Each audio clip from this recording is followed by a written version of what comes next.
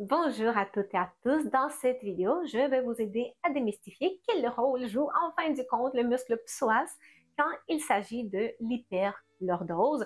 Cette condition qui peut mener à de nombreuses douleurs au niveau du bas du dos et même plus haut au niveau de notre corps. Très souvent, on peut entendre dire qu'une hyperlordose égale un psoas raccourci et c'est également quelque chose que j'ai beaucoup partagé dans mes vidéos précédentes. Mais est-ce que c'est toujours le cas? Non, tout n'est pas si simple que ça. En effet, si je vous disais que autant sur cette photo, donc quand on a une hyperlordose et le bassin en bascule antérieure trop prononcé, ainsi que sur cette photo-là, où à l'inverse, on a le bas du dos qui est plat et le bassin qui présente une bascule postérieure du bassin trop prononcée, dans ces deux cas, il peut s'agir d'un psoas problématique et dans ces deux cas, il peut s'agir d'un raccourcissement au niveau du psoas. Comment est-ce possible?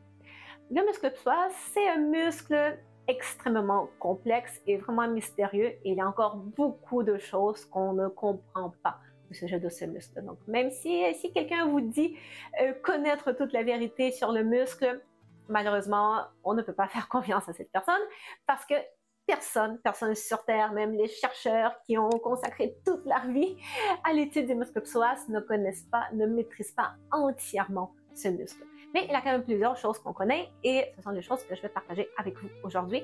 Et on regardera également aujourd'hui un exercice autant à intégrer absolument dans votre quotidien en présence d'une hyperlordose ainsi qu'en présence d'un muscle psoas problématique, un muscle psoas raide, raccourci ou faible. Alors, déjà pour commencer, comment est-ce possible que dans ces deux situations, il puisse s'agir d'un muscle psoas raccourci? Mais écoutez, c'est pas très compliqué. Le muscle psoas est quand même assez gros et il a des points d'attache au niveau de la colonne à des endroits différents, autant au niveau des vertèbres lombaires plus basses ainsi qu'au niveau des vertèbres lombaires plus hautes. Donc, quand il s'agit des points d'attache un petit peu plus bas, donc des fibres musculaires du muscle psoas qui s'attachent plus bas au niveau de la colonne, c'est cette partie de notre colonne, c'est cet endroit auquel, normalement, on est tous supposés d'avoir une légère lordose, une légère cambrure, quelque chose de naturel. Certaines personnes, ça va être exagéré, chez d'autres personnes, elle va être un peu plus absente, mais normalement, on est tous supposés d'avoir cette légère lordose. Et donc, quand on a les fibres inférieures du muscle psoas qui vont être raccourcies, ça va davantage accentuer cette hyperlordose au niveau du bas de notre dos et ça va amener notre bassin en bascule antérieure trop prononcé. Par contre, quand on va être en présence des fibres supérieures du muscle psoas, donc celles qui vont s'attacher un petit peu plus haut, écoutez, ça va être la situation inverse. Quand ces fibres-là seront raccourcies, au contraire, ça va avoir tendance à amener notre bassin davantage en bascule postérieure et d'aplatir notre bas du dos. Mais ce n'est pas tout, parce que le problème de raccourcissement au niveau du psoas, c'est loin d'être le seul et unique problème auquel on puisse faire face. En effet, il y a des études assez intéressantes au sujet de ce muscle mystérieux qui arrivent à la conclusion que peut-être le psoas n'est pas tant que ça un muscle fléchisseur de la hanche. Souvent, jusqu'à présent, beaucoup de personnes, beaucoup de professionnels dans le domaine de la santé disaient qu'en fait, le psoas, c'était un muscle qui fait la flexion, qui permet de faire la flexion de notre hanche, donc ce mouvement-là. Et donc, entre autres, quand on va être assis pendant très longtemps, et donc quand notre hanche est trop prise dans cette flexion, ben voilà, ça peut venir avec le raccourcissement au niveau du muscle psoas, ce qui n'est pas faux.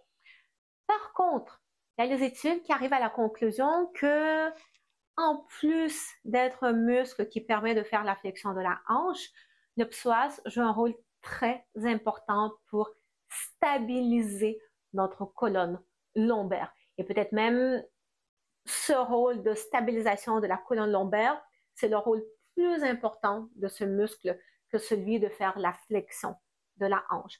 Qu'est-ce que ça veut dire, un muscle qui stabilise la colonne?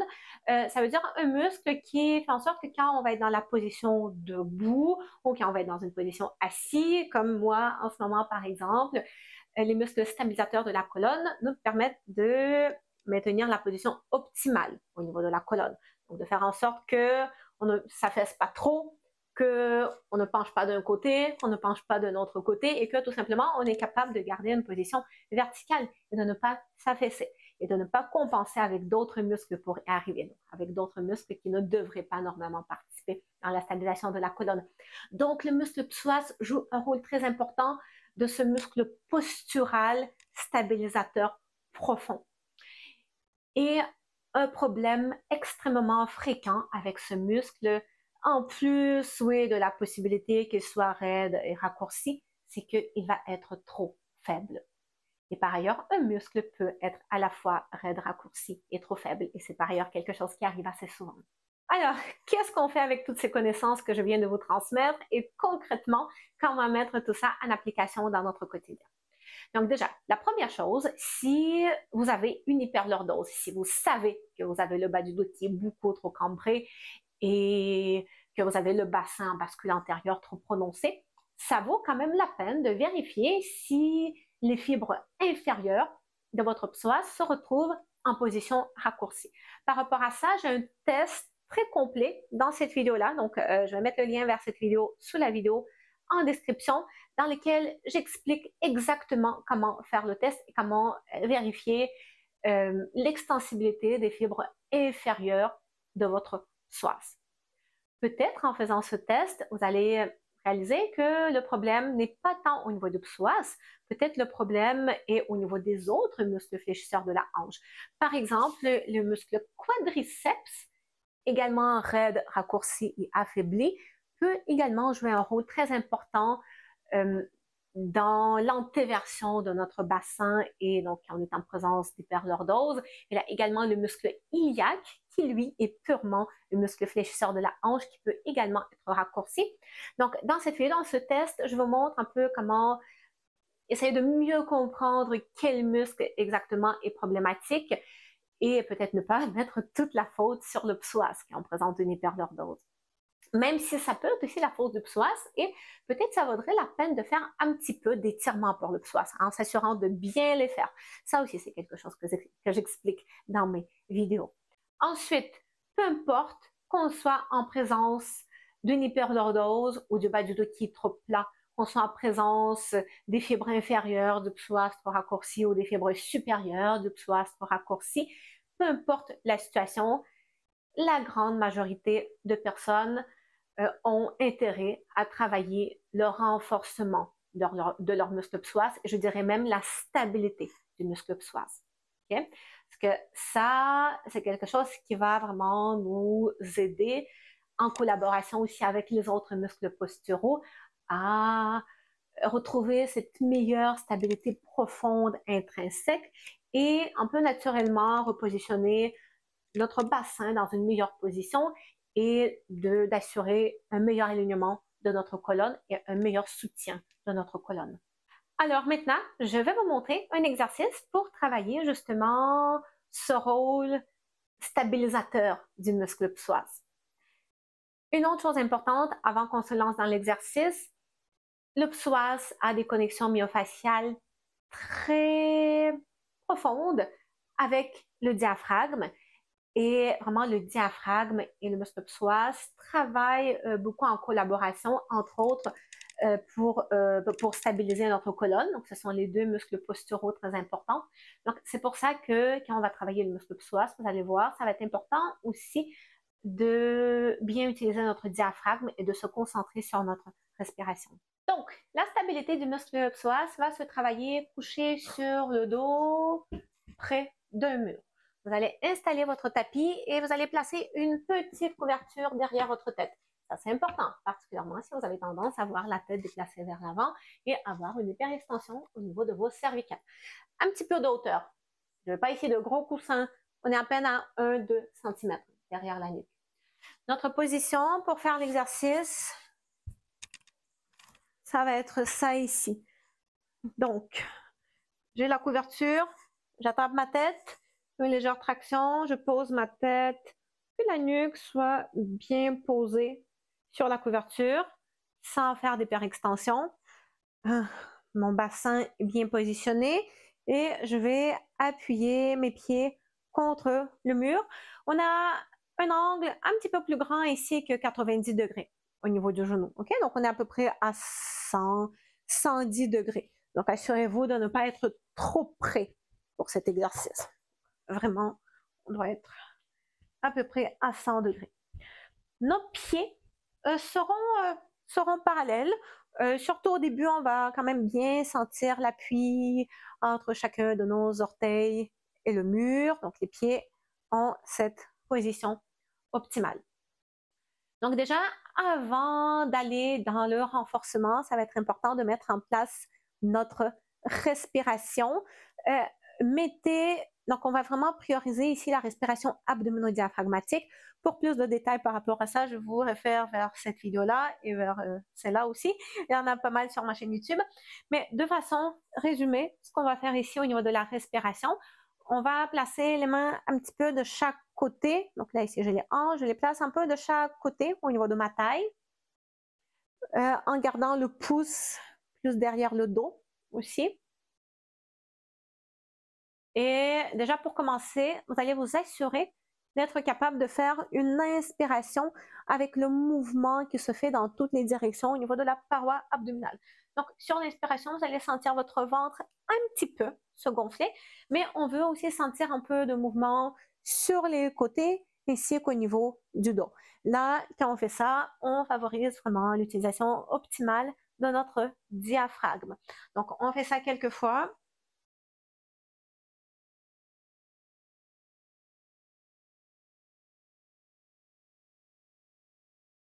On inspire et on expire par le nez. Dans le pire des cas, ce que je peux accepter aussi, c'est d'inspirer par le nez et d'expirer par la bouche avec une expiration un peu forcée. Donc, soit on inspire, expire par le nez ou inspire par le nez, expire par la bouche. OK?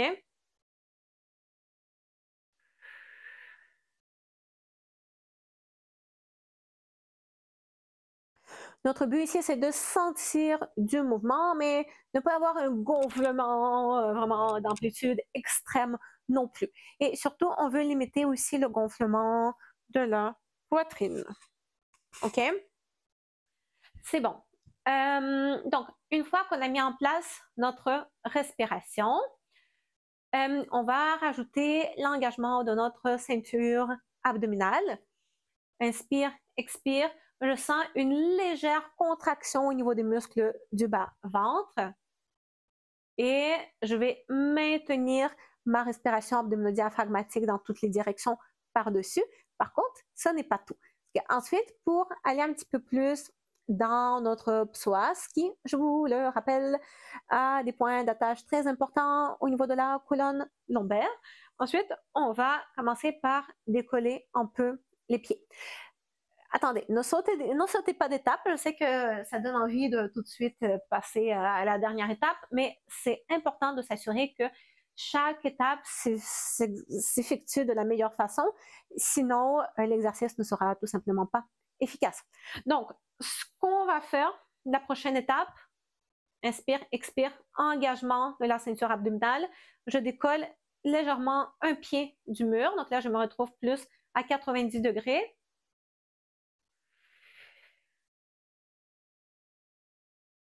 Et je fais ma respiration. Okay? Au niveau de la colonne, idéalement, on veut quand même que la colonne ici ne soit pas trop creusée. Par exemple, si vous êtes en présence d'une hyperlordose, donc le bas du dos qui est beaucoup trop cambré, on voudra quand même que cet engagement de la ceinture abdominale me permette de décambrer le dos, de garder la colonne plus près du sol. Toutefois, un léger décollement, très léger décollement de la colonne du sol peut être tout à fait tolérable et c'est même quelque chose qui peut être naturel. Okay? Voilà. Donc, inspire, expire, décolle le pied. On fait quelques respirations dans cette position. On s'assure que la position du bassin n'a pas changé, que les hanches restent toujours sur la même ligne, qu'il n'y a pas une hanche qui a basculé d'un côté par rapport à l'autre. Et on essaie de ne pas compenser avec les fessiers. On ne veut pas que les fessiers se contractent. Le travail vient vraiment des muscles plus en profondeur, donc le transverse, le périnée et le psoas. ok? Notre muscle stabilisateur de la colonne. Donc ensuite, on ferait la même chose avec l'autre pied également. On fait ici quelques respirations, on va dire 10 respirations pour s'assurer qu'on est capable de maintenir cette position stable. Et je sais que ça peut vous paraître très contre-intuitif parce que ça ne ressemble pas du tout à tous les autres exercices pour travailler votre psoas que vous avez pu voir jusqu'à présent, c'est-à-dire les postures de fente, ce genre de choses-là, qui étaient purement des exercices d'étirement. Je vous rappelle que là, notre but n'est pas de faire un étirement du psoas, mais c'est de travailler le rôle stabilisateur du muscle psoas. Et ça, voilà, c'est quelque chose qui se travaille d'une façon complètement différente que ce que vous avez pu voir ailleurs au sujet du travail du muscle psoas. Alors, on n'a pas fini. On reprend la position. La prochaine étape, ce serait de inspire, expire, de décoller les deux pieds. C'est là que les choses commencent à se corser un petit peu. De maintenir notre respiration. C'est normal que maintenant la respiration se fasse contre plus de résistance, plus d'engagement de la ceinture abdominale. Notre psoas joue ici un rôle important pour garder la colonne bien stable, par ailleurs. Et enfin, la dernière chose qu'on pourrait rajouter ici, c'est inspire, expire. Inspire, expire. Donc, sur l'expiration, de déplier légèrement le genou pour toucher le mur avec le sol.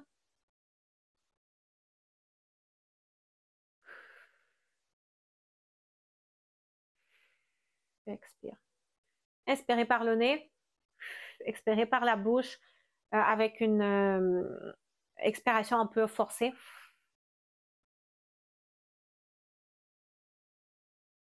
Voilà, donc c'est probablement l'exercice à faire pratiquement pour tout le monde. Je dirais qu'on soit en présence d'une hyperlordose, du bas du dos trop plat, d'un psoas raccourci, d'un psoas faible, des problèmes, des douleurs au dos. Vraiment que c'est l'exercice de base qui travaille la stabilisation du psoas, mais qui travaille aussi tous les muscles stabilisateurs profonds de notre tronc et de notre bassin. Alors, est-ce que vous êtes abonné à ma chaîne YouTube, les amis? Sinon, il est temps de remédier immédiatement à la situation à cet instant même. On clique sur la cloche, on s'abonne, on s'assure que vous recevez toutes les notifications et on like la vidéo également pour que...